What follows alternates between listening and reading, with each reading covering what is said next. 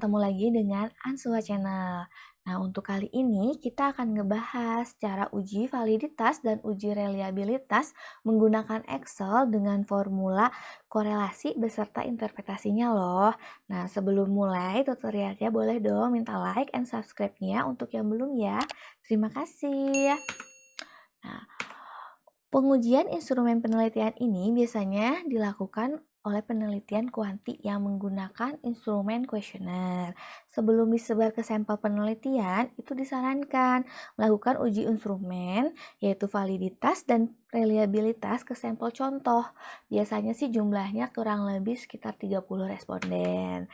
Nah, uji validitas itu apa? Nah, uji validitas itu berfungsi untuk mengukur tingkat efektif, kecermatan, atau ketepatan suatu alat ukur untuk memperoleh data.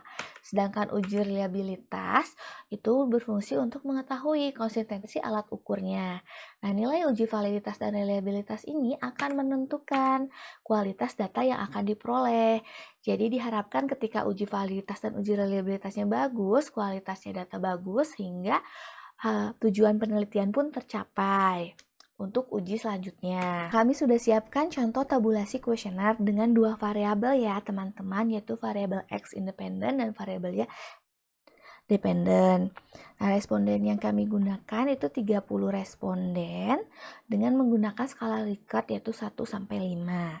Nah, uji validitas kali ini menggunakan korelasi produk momen. Ini rumusnya. Nah, cara ngitungnya nih teman-teman. Pertama kita harus buat dulu ya total untuk variabel X dengan cara yaitu sama dengan sum, terus di drag semua item pertanyaannya, lalu enter.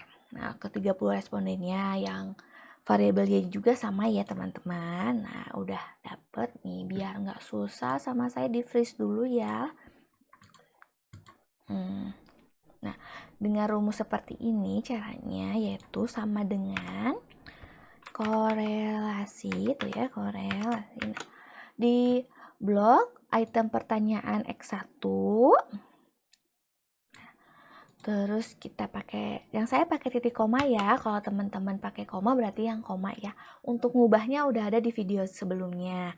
Udah gitu kita drag lagi juga yang total X.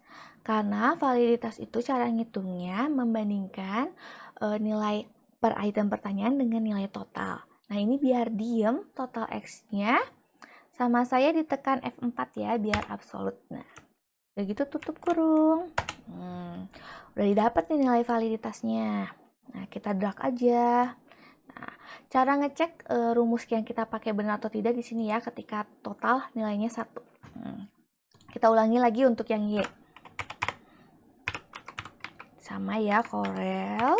Di drag item pertanyaannya. Terus titik koma, di drag juga total Y-nya. Udah gitu F4, ditutup kurung, enter.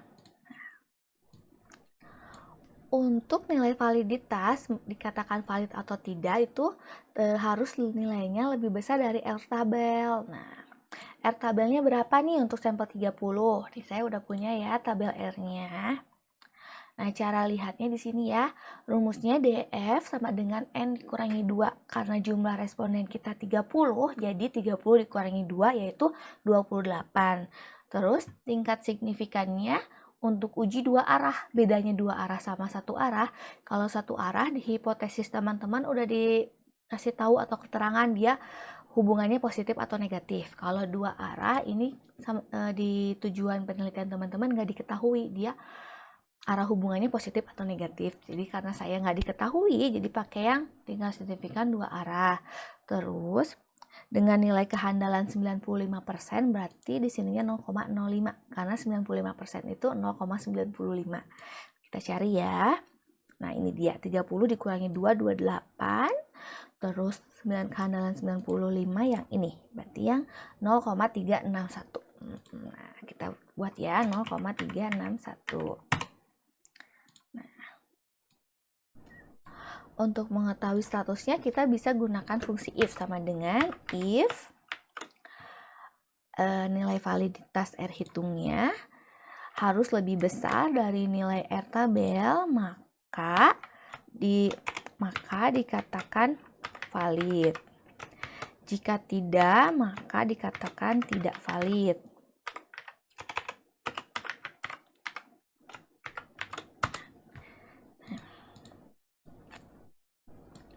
Nah, ternyata ini ada item nomor X7 itu tidak valid. Kalau tidak valid, ini kita tandain ya, soalnya kalau tidak valid itu tidak boleh dipakai untuk uji selanjutnya. Nah, sedangkan sisanya itu valid semua ya. Nah, cara buat tabelnya nih untuk interpretasi selanjutnya itu kayak gini ya. Tinggal blok aja kepala tabelnya, copy, terus klik kanan, pastenya spesial, kita hanya value-nya aja, angkanya aja, terus transport. Jadi dari horizon ke vertikal seperti ini. Terus kita blok juga yang ini hasil perhitungannya, copy sama diklik kanan, paste spesial, value sama transport. Nah ininya kan ininya banyak ya, 0 belakang di angka komanya kita kurangi jadi 3. Nah, yang totalnya kita delete.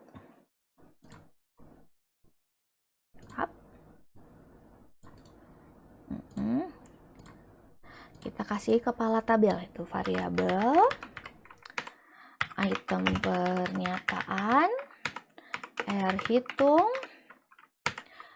R tabel, dan keterangan. Biasa ya bikin tabel mah kayak gini caranya kalau di Excel. Nanti kalau misalnya kecepatan teman-teman pingin tahu, tinggal dilambatin aja ya. Ini kita simpen dulu untuk nanti selanjutnya diinterpretasi. Kita lanjut ke uji reliabilitasnya dulu. Kita copyin dulu datanya. Semuanya ya, dari 1 sampai 30 responden. Copy.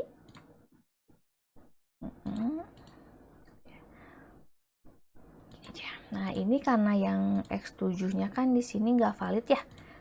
X7-nya nggak valid, kita delete aja ya teman-teman. Karena udah nggak bisa dipakai. Kita cek dulu.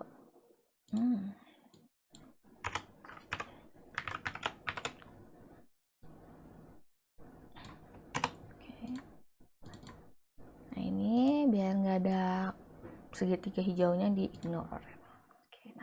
Cara ngitung reliabilitas, ini rumusnya ya. Ini caranya. Nah, kita cari dulu ya untuk keterangan-keterangannya, yaitu varians total dan varians butir dan jumlah varians butirnya. Nah, untuk varians butir, caranya itu sama dengan var kurung buka, terus diblok aja. Di sini item pertanyaannya, kurung tutup. Dapat ya, kita drag aja. Nah, untuk jumlah varian butir itu sama dengan sum itu dijumlahin ya butir-butir pernyataannya. Nah, hati-hati jangan ke blok yang total. Sebut lagi satu lagi. Sum di blok varian butir pertanyaannya tutup. Nah, untuk varian total yang jumlahnya yaitu yang ini ya, teman-teman. Saya freeze juga ya biar kelihatan, ya lebih kelihatan.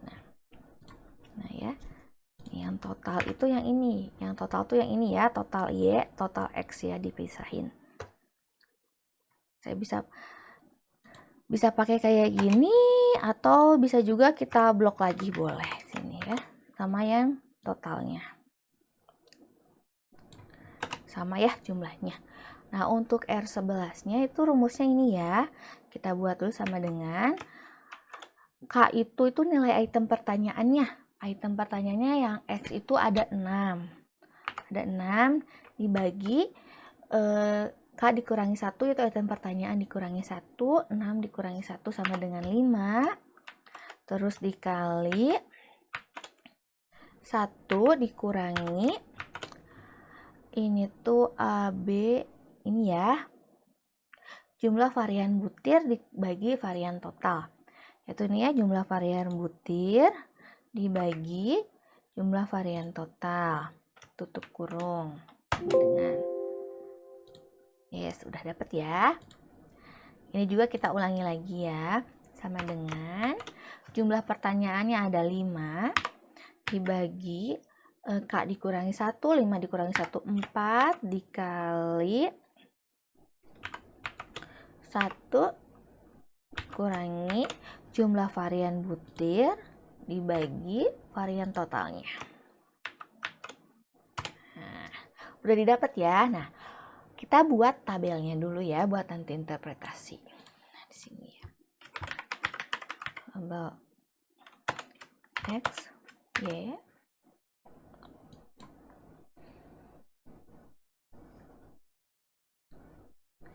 Di sini konbas alfa, jadi ini namanya konbas alfa. Di sini keterangan 0,764, yang Y-nya 0,812. Bagus ya nilai reliabilitasnya, berarti reliable di sini tulisannya ya. Nah ya. Nah, kita lanjut untuk interpretasinya. Nah, saya udah buat ya. Nah, hasil analisisnya pada bagian, biasanya tulisannya seperti ini. Pada bagian ini akan dibahas mengenai uji validitas dan uji reliabilitas dari data yang diperoleh dengan uji pretest menggunakan sebanyak 30 responden. Uji validitasnya ini, nah, kita copyin dulu ya data validitasnya yang ini.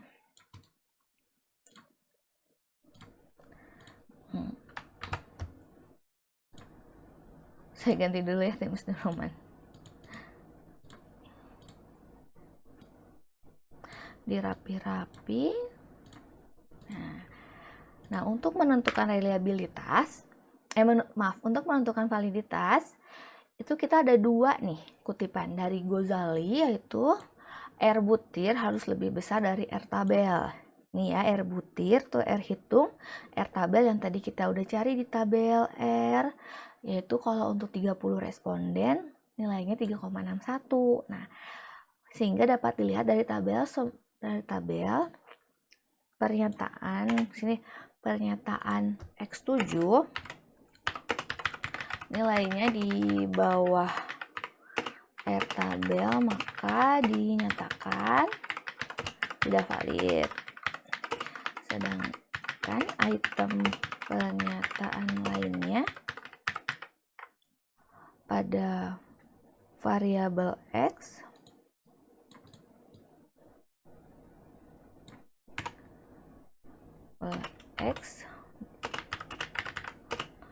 plus 0,361, maka dinyatakan valid sehingga bisa digunakan untuk analisis selanjutnya, yaitu reliabilitas. Ya, sedangkan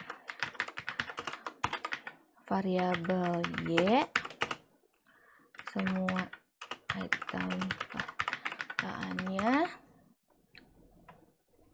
di atas R tabel, maka dinyatakan valid dan bisa digunakan untuk uji selanjutnya.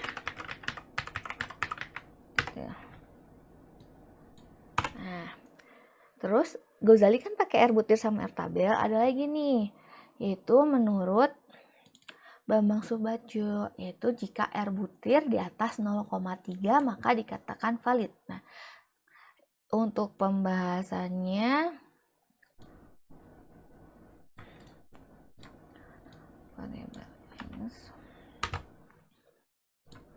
nah, ini sama ya pernyataannya, kita tinggal pilih aja teman-teman. Menurut Bambang Subadjo, yaitu langsung aja R butir sama dengan R butir harus lebih besar dari 0,3. Jadi nggak perlu buat R tabel, nggak perlu nyari R tabel. Sedangkan yang kalau menurut Ghazali, R butir harus lebih besar dari R tabel. Itu kita harus nyari R tabelnya menggunakan tabel R. Ya, untuk validitasnya. Nah, untuk uji reliabilitasnya kita buat lagi ya. Nah, kita Kita masukin dulu tabelnya.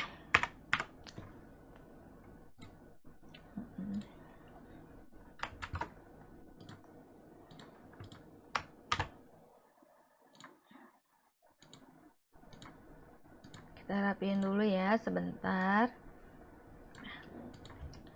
Ini ya. Nah, uji reliabilitas saya juga ada dua nih.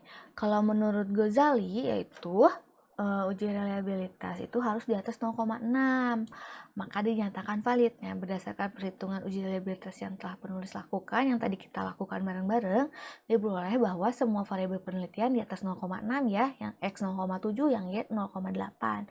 Maka instrumen memiliki hasil yang reliabel, sehingga instrumen dapat digunakan untuk analisis selanjutnya. Nah, itu menurut Ghazali. Ada lagi menurut Bambang Subagio. Nah, ini ada beberapa tingkatan, yaitu kalau misalnya dia bawah 0,6 itu dianggap kurang baik. Berbeda sama Ghazali ya. Kalau Ghazali yang penting di atas 0,6. Kalau Bambang tuh 0,6 itu kurang baik. Kalau di atas 0,7 baru dikatakan layak. Sedangkan kalau di atas 0,8 itu disebutkan baik. Nah, berdasarkan perhitung uji reliabilitas yang telah kita lakukan bareng-bareng itu diketahui variabel X itu nilai konvert apanya di atas 0,7 ya, 0,764 dan variabel Y memiliki nilai konvert apa di atas 0,8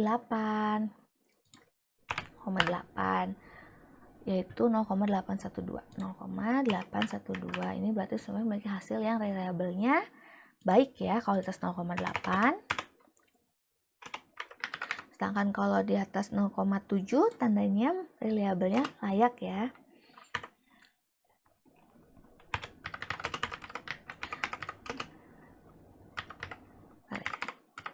Instrumen